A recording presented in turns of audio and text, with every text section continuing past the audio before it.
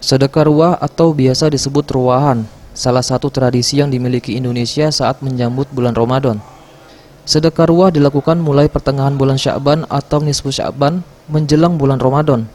Ruahan merupakan tradisi mendoakan orang yang telah meninggal dunia seperti orang tua, adik, kakak, keluarga, dan lainnya.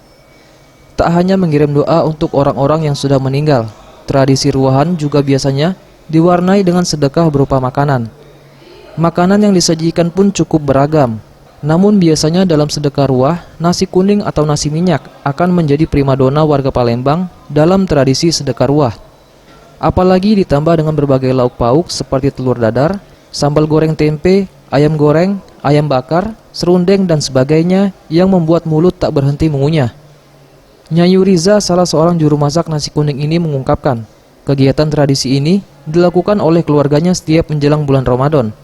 Namun kali ini berbeda, biasanya warga yang ingin menikmati nasi kuning tinggal datang ke rumah.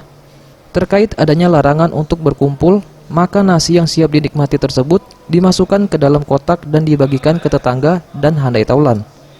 Kita ini kan mau nak puasa kita nih. Setiap tahun apa nih Bu di ini? Setiap tahun, galak tiap rumah, galak cek itu ya.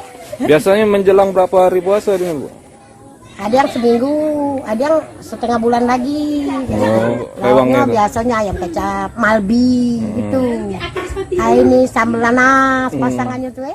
Tim Liputan, Sriwijaya TV.